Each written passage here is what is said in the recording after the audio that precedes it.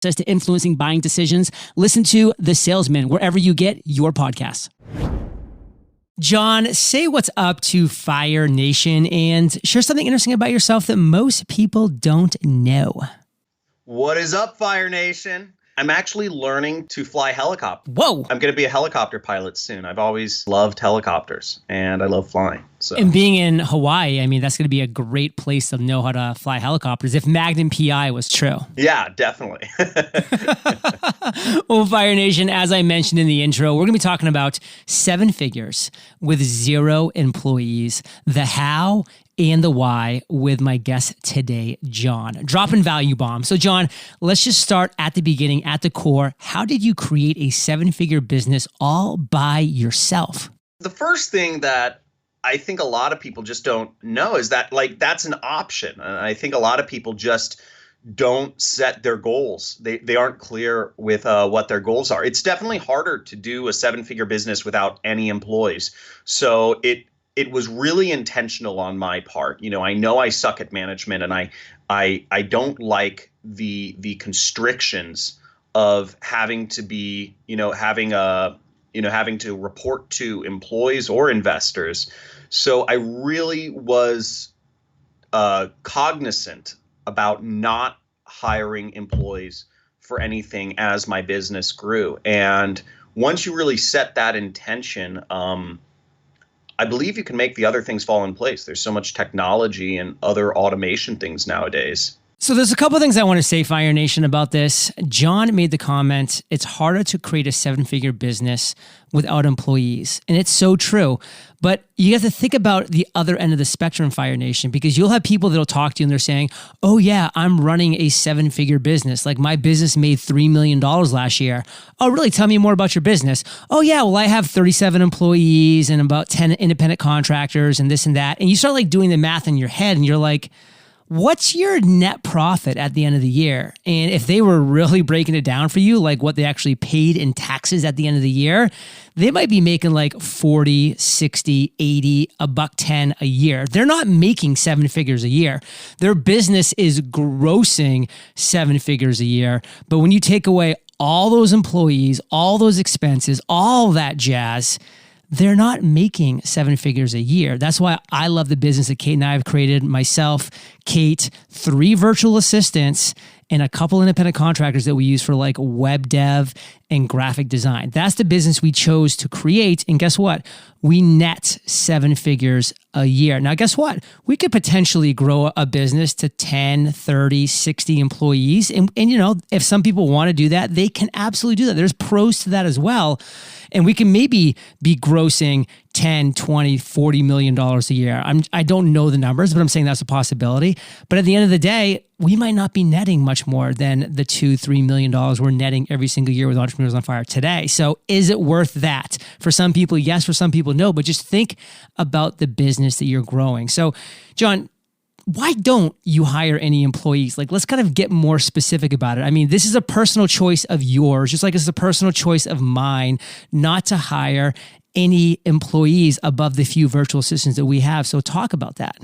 I worked 7 internships, corporate internships. I'm talking about for, real estate development companies to Merrill Lynch, which is like a financial services company, to, all sorts of companies, events, promotions companies, etc. And I really just, I didn't like the corporate life. I thought, you're really put under a thumb and a microscope there, and you have to kiss a lot of butt to get anywhere. So I didn't like that. And then also kind of what I was drawn to is my passion is traveling. My passion is traveling the world and doing extreme sports. Like I said, I'm learning to fly helicopters right now, but I love kite surfing, I love skiing, I love skydiving, I love all this crazy stuff. And, we have one life to live. And I said, I don't want to, not only do I want that freedom, but part of having that freedom is not having to report to investors. And part of that freedom is also not having to report to employees, which is, when you hire somebody, when you are responsible for them and their families' livelihoods, you have an obligation.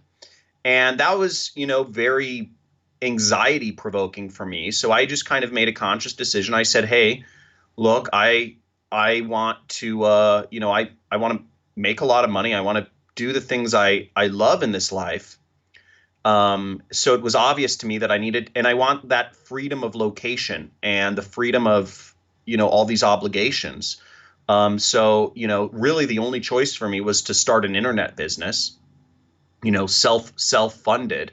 And from there, I just had to figure out how to make everything work and, my niche and all that jazz, to do it. But it was really, it's because I don't want those obligations and I don't want that anxiety of having to report to employees. So Fire Nation, I want to just kind of repeat something that John's actually repeated multiple times that you might kind of be scratching your head at. He makes the comment over and over again, I didn't want to have to report to employees. And you might be scratching your head like, wait a second, why would the boss be reporting to employees? Well, Fire Nation, when you hire people, not only are they counting on you to continue to run a successful business because they're probably supporting their family, they're supporting their lifestyle, what they are doing. You, as the boss, yes, you're reporting to them because they are who is running your business. So, yeah, you might be making some high-level big decisions, but at the end of the day, you have to go in the trenches and find out what's working, what's not working.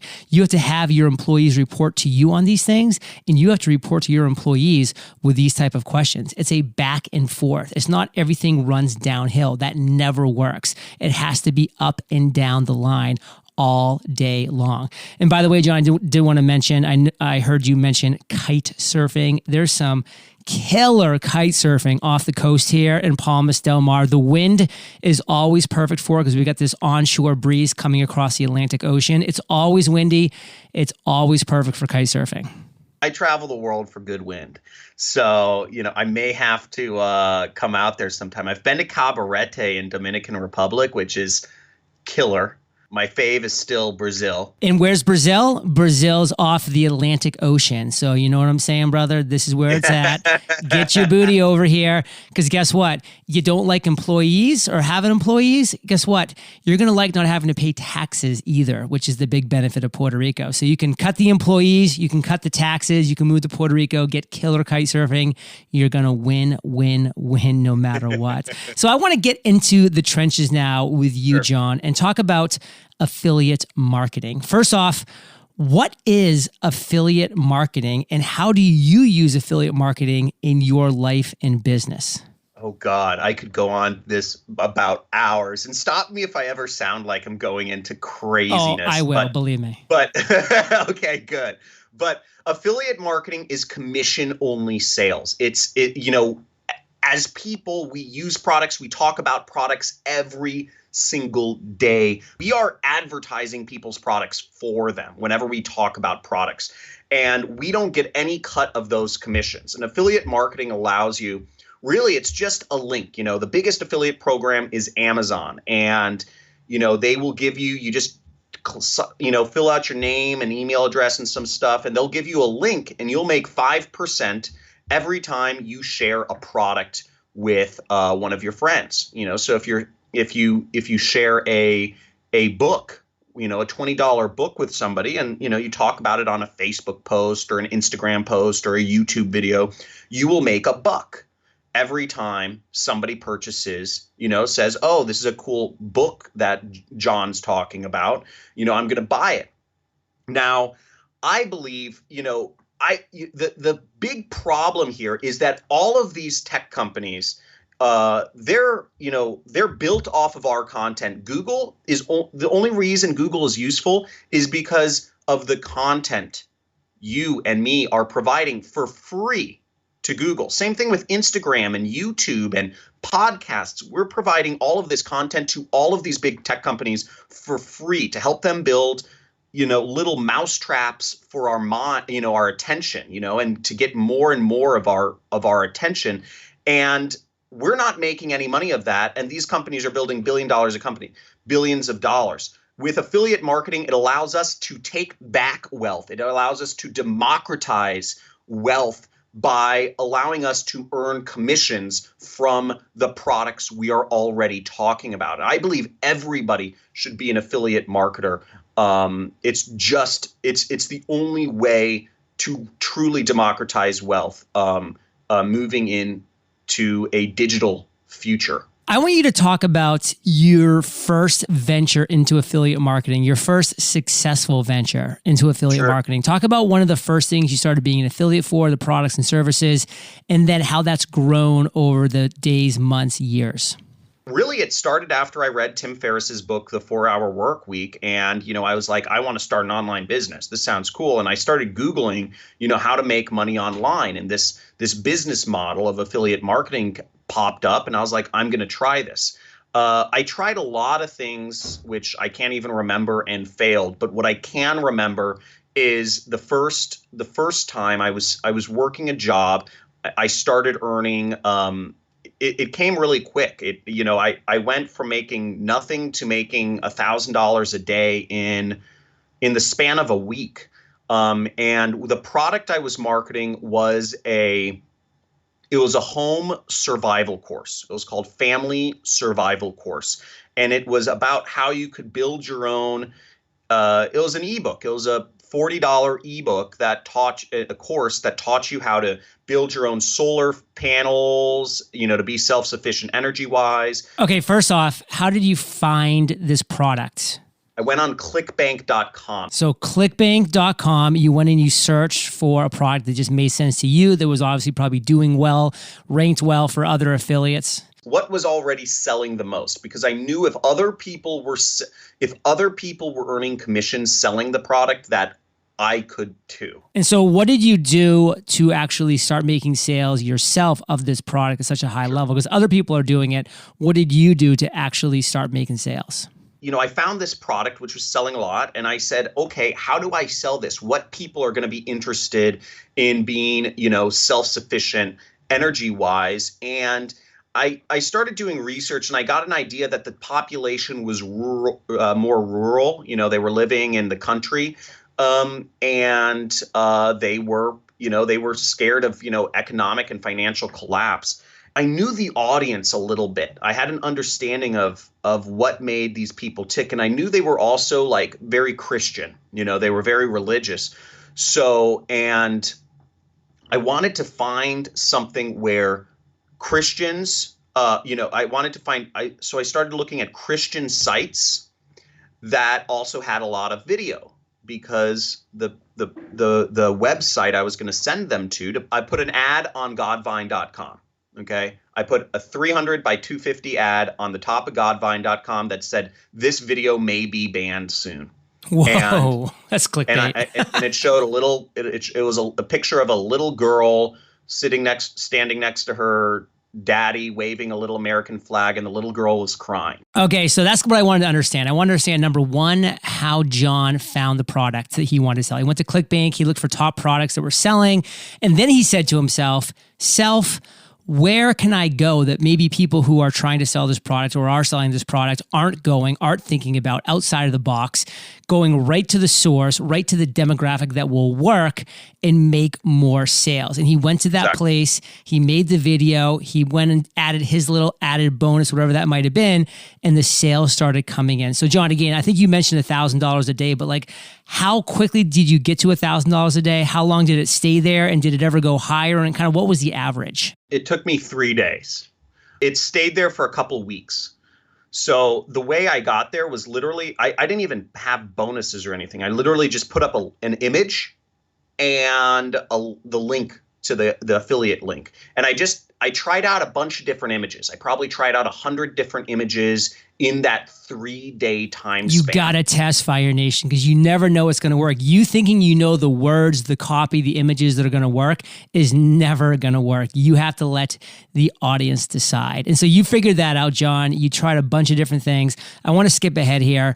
Give us another product, another cool story. So that was like your first major success, like things were working. You're like, okay, I get this. You probably did a couple other things that failed, a couple other things that succeeded. What was something you've done, over the past recent time frame that you're just like, okay, this would be a good story to tell Fire Nation? Okay.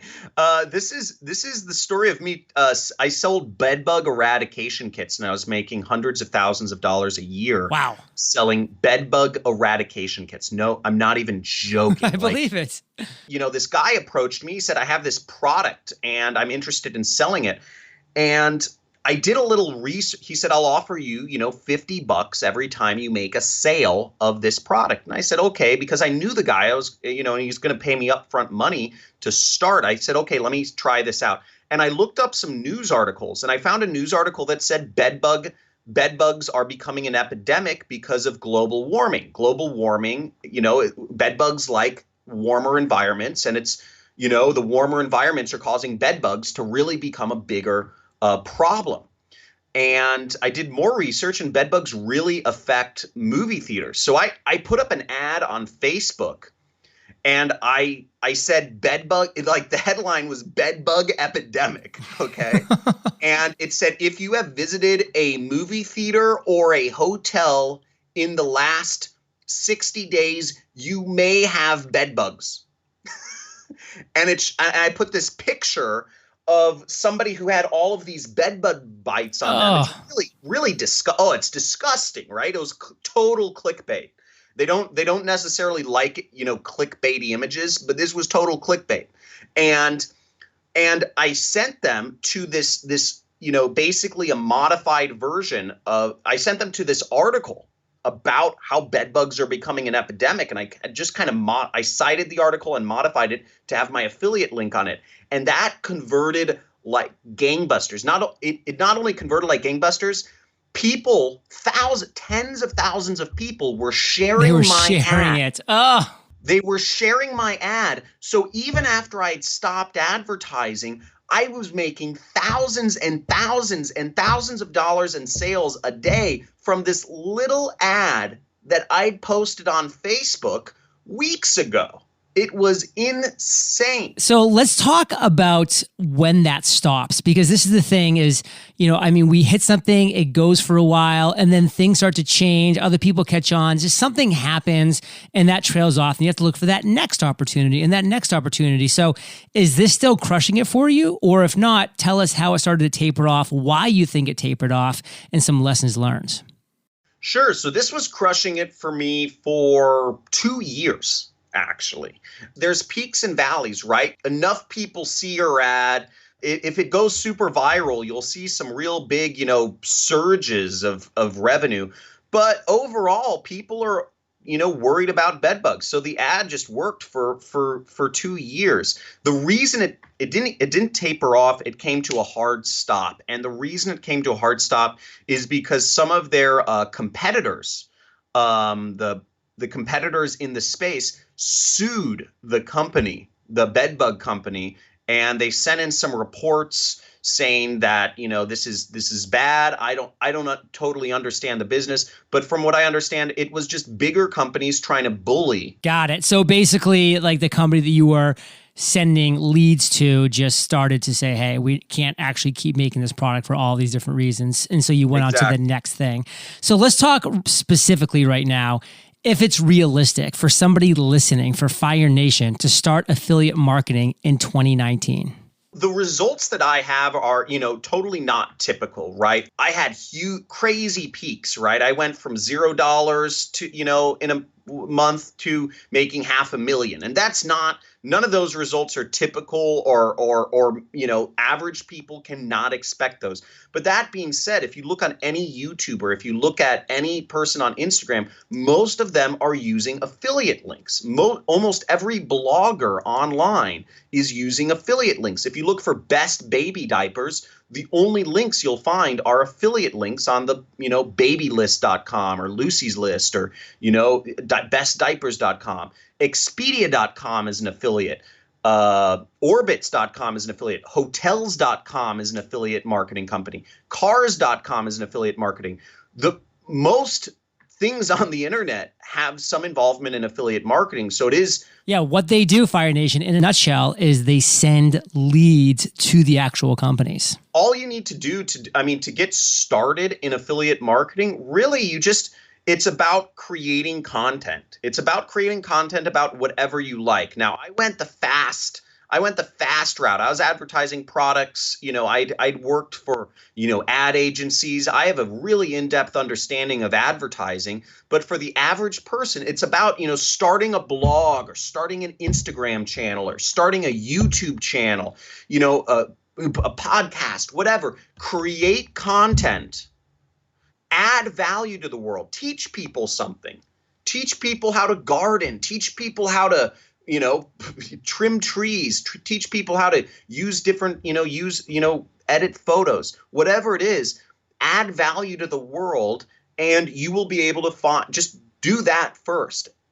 Do social media, create content, don't consume it, because if you've got to add value to the world really at the end of the day, and you'll find products or, companies will contact you to put up affiliate links for their products. So the answer is yes, it's realistic to start an affiliate marketing business? 100. I mean, I believe if you are not doing affiliate marketing, that you're crazy. You're creating content for free for the tech companies. Fire Nation, look at my last 68 monthly income reports. Anywhere from 25 to 40% of my monthly income comes directly from affiliate marketing. You create content that you like, that you're passionate about, that you're curious about, that also adds value to the world. And boom, that's affiliate marketing. Like real quick, John, I'm going to be starting a podcast and a blog about fasting.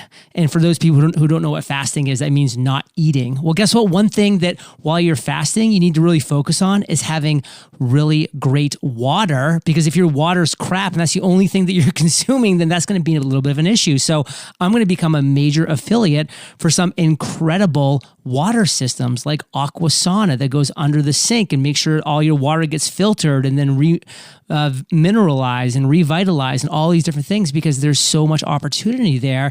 And that's going to be a potential revenue stream, major revenue stream for me, because all of these companies have affiliate links. And if I'm taking people through a fasting program and I'm going to then show them, hey, this is probably a water system you should have so that you're getting the best water you can get, which is 80% of your body, it's going to make a lot of sense for a lot of people to make that happen. And Fire Nation, we have so much value coming as soon as we get back from thanking our sponsor. Customization and scalability might seem like things you don't need to worry about in the beginning, but I'm here to tell you that if you can integrate these things into your business software from the beginning, you'll save yourself loads of time in the long run. And with a HubSpot CRM, you get access to both from the very start. Let's take your website as an example. Customization helps you stand out from the crowd, and with HubSpot's web builder, you can create a unique website for your business in just a few easy steps. Select a theme yourself from the HubSpot marketplace, or let developers build your unique theme from scratch. With its easy-to-use editor, you'll be able to seamlessly make updates and take full ownership of your site. And scalability helps you adapt to growth and changes quickly. As an example, maybe you're experiencing a big growth spurt with your team. With HubSpot's scalable security, you can ensure your team of 200 can work just as efficiently as a team of 20. Learn how your business can grow better at HubSpot.com. So Fire Nation, we're back. And John, you don't just focus on affiliate marketing anymore. It's a big part of what you do, obviously, but you also sell online training courses. Why? That's a funny question. This is another story here, unfortunately. Oh, we love stories. This is in 2015, and I was actually kind of bored. I didn't know what to do next. I didn't want to stay in LA, which is my home base. So I decided to do The Alchemist's Journey, which is, I don't know if you've read the book The Alchemist by Paulo Coelho. So I'm a huge reader, but I'm unbelievably huge reader. And so I decided to go from Spain to Morocco, then over to Egypt. And I was going to bypass Libya and stuff. They're kind of dangerous, I guess, right now. But so I was going to do those three countries and follow in the path of my favorite book's character.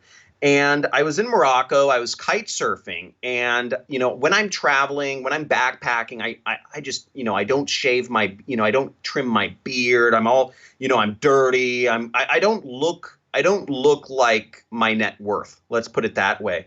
And I was on this bus. To Marrakesh from, I think it was like Tangiers. And there was a person, an editor for Forbes that was speaking to me. And he didn't, he was asking me, we were just talking. And he didn't believe that I was, I was who I was. I'm like, Right. oh, I'm kite surfing. Oh, I'm staying at the nicest hotel. I'm staying at like the Prince's like hotel in Marrakesh. And he's like, no, like, what do you do? What do you do for a living? And I told him, he's like, how many people work for you? And I said, none. He's like, that's not real. Like, show me proof. And I showed him some stats on my phone. I'm like, this is what I made today. And he just couldn't believe it. It rocked his paradigm for life, because here he is working for Forbes. And he said, I got to do a story on you.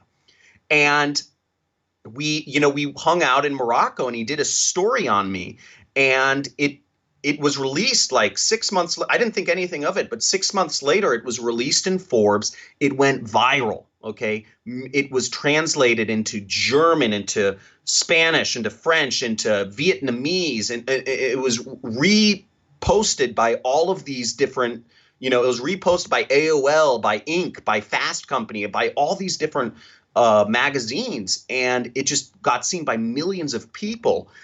And suddenly, overnight, I was getting bombarded, totally bombarded on, email, on social media, on on anything where I had a profile, by people saying, yo, tell me what you're doing. How do I do this? How do I make, because the title of the story was how a 25-year-old or something makes $500,000 a month, travels the world without any employees or something like that. And it went crazy. And so I decided, I said, okay, well, this is the world speaking to me. This is an opportunity. I said, I'll teach people, but I'm going to charge for it. And I'm not going to do stuff for free, or, it's capital, but I'll teach people.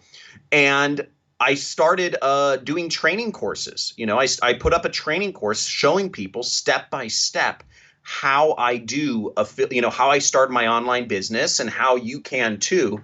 And I think it's really filled in a gap just left by, the colleges and left by our current education system, which teaches people nothing about money. So and that's gone very well. We have, thousands and thousands of students that graduate from my 6-week course every year. And, many of them go on to earn lots of money. A few millionaires have been created, and it's really exciting, seeing what's come about from that. Well, if Fire Nation wanted to find out more about that course, where would they go? Search my name, John Crestani. And check out my YouTube channel. I have links to sign up for my 6-week course, and free information about that underneath every video on my YouTube channel and on my channel homepage and all that stuff. Just connect with me there. So, John, there is so much content out there. There's so many courses and training. Some are free, some cost money, and something in between. How can someone pick the best training course for their particular situation? Break this down for us. Let Fire Nation know the steps they can and should take if they want the best training course for the situation that they're currently in. Oh, that's a great question. That is such a great question. And I don't think a lot of people have talked about this, because our system of education has been so standardized and forced and mandatory for so many years. It's like, how do you choose your major was the old question. So how do you choose your training? First off, you want to learn from somebody who is where you want to be. Okay, I would say, you want to learn from somebody who's done or at least done what you want to do. So if I wanted to learn podcasting, I'd learn from you. I wouldn't go to Udemy and learn from somebody who started a podcast that has 2,000 subscribers, but knows how to set up a podcast. If I want to be a successful podcaster, I want to learn from somebody who's whatever my idea of success is. And similarly, if you want to start a company with a lot of employees, don't learn from me. I'm not going to teach you anything about how to manage media buyers and all this other stuff or create deals or negotiate. That's not me because I haven't done that. So you should learn from somebody who's done what you want to do, okay, who has the success that you want to have. The second thing, I'd get clear on the sort of, obviously the time and the money commitment of what you're willing to put into things. So for instance, if you were telling me, if I wanted to start a podcast or a blog, and from my research, I gathered that it takes 6 months to a year to really be able to be profitable and quit your job, to earn, job replacement money. And I don't want to wait a year, then that shouldn't be a business you go into. Similarly, if you find out you're going into like an e-commerce business, you want to start an Amazon business, and you learn that you have to front, $25,000 worth of inventory and ship, buy it from China and ship it to Amazon's warehouse, and you have to wait 2 months before you even see a penny on that. If you don't have $25,000, don't start an Amazon e-commerce business. It doesn't make sense money-wise for you. So you've got to find something that kind of fits your deal on either side. And I would also, I'd also look at the testimonials, see if the people that are successfully going through a course are similar to you.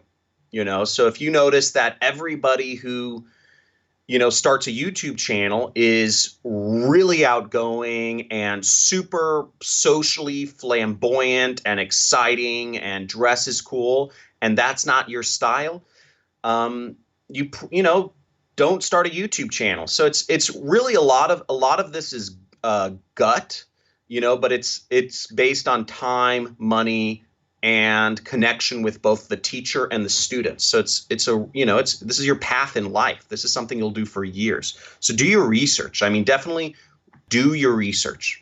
Fire Nation, one thing that I've been saying for years that I think was a huge and critical component to my success is that when you're looking for a mentor, find somebody who is currently where you want to be and have that person be your mentor. I wanted to be a successful business podcast host. What did I do? Did I go find Richard Branson to be my mentor? Of course not. I don't want to learn how to run Virgin Airlines or Virgin Music or whatever else in the world he does. I wanted to be a successful business podcast host. I went and found one of those exact people, hired that person, and they were my mentor. And guess what? They took me through the roadblocks and around the rabbit holes and all the different things that I needed to avoid and all the things I needed to focus on because they had been there, done that. They had the roadmap. John, before we move on to the next question, talk about some of the mistakes people make when they're searching for their mentor.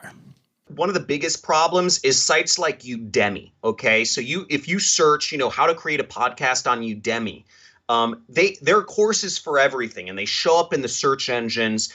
And if you're learning from somebody who hasn't had a lot of success, and they're still maybe they're working a job for an ad agency, and they decide to put up a course, you don't want to learn from them. Just because their course's title is How to Create a Podcast doesn't mean they are where you want to be. So always do your research on the teacher. Secondly, when you're taking courses online, a big problem I've seen that's been happening more is you get salespeople or marketers that are really good at pitching products, at pitching training courses, but they themselves are not doing the training. Okay. And that's, I think, another big problem, because if I want to learn, if I am telling people, hey, do you want to learn affiliate marketing? I've had a lot of success.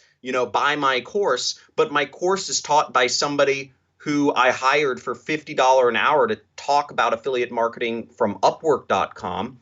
That's not smart either, because the person you're learning from is a translator. They're not the expert themselves, and that's a big no-no to watch out for. John, I want to ask you a question to see if I can stump you. What's something that you believe that most people would disagree with you on? Whoa, that is a stumper. So one thing I believe that most people might not agree with me on is I believe maybe around the time of 2050, but definitely in our lifespan, I believe the world population is going to go through a cataclysmic decline Whoa. in population. And the reason is not going to be because of any Terminator scenario. It is going to be caused by ourselves, and there's going to be no big event. It's just going to be us not repopulating. I believe humans are going to be so sucked into social media and into virtual reality and onto the internet and feeding the robots that, the computers that control the internet, that the population will slowly stop repopulating. Well, let's be honest for a second. I mean, a lot of times back in the day, people had babies because they were just bored. Yeah, no, it's super true. It's so hard to be bored now. You have infinite scroll on Facebook. You'll just keep scrolling. People are bored talking to other human beings now. That's how bad it's gotten. And the computers are much more exciting. We're much more drawn to they've figured us out. They know the dings, the notifications, the light flashes on the phone, the all those notifications, the rings, the little icons. I have 0 notifications on my phone, by the way, and I get so pissed when I'm hanging out with somebody and they're just like a Pavlov dog, where every time we're having a conversation, like you can just see them, like they just like reach and they just touch their pocket because they had a little buzz, and they have to look at it. And I'm like, what? Somebody commented on the same post you commented on Facebook, and you thought that was worth breaking up our conversation right here? You're dead to me. I hate that. John, you're one of the only people I know who shares this sentiment. My wife, if this drives my wife crazy, she's like, I text you. I said, I don't have any notifications. I don't have any. None. My phone does not ring. If somebody calls me, I see a missed call that when I decide to check. But they're controlling us. They've figured us out. The majority of people, they've figured us out. And I believe just by our own personal just decline, we're going to stop populating as much. And I believe I'm not going to go into my crazy thoughts about Plato's forms and Thank you. Upwick and downwick universes, but I read a lot of science fiction. But I could go on this subject for hours. But I believe we are. Another thing I believe is we are the virtual reality. I believe we are a more beautiful, manicured version of whatever our gods are. I believe there is an Upwick, universe of us, which we call, heaven or God or whatever, and that we are a more perfect creation of what their society is, just like virtual reality will be a more perfect creation of what we believe reality should be. Okay, I'm going to stop you there, not because I don't agree with you by any stretch of the imagination. I find that stuff fascinating, but just because if you want Fire Nation to find out more about John's beliefs in this stuff, I'm sure he has a ton of great YouTube videos and blogs and all that other jazz, so go check out all of his stuff. John, give us one brief takeaway that you want to make sure our audience really gets from everything we talked about today, and then we'll say goodbye. You are limitless. Create more and make sure that you use the internet as a tool rather than being a victim to the digital internet. Make money, live free. Make money, live free. I think that could be your motto, John.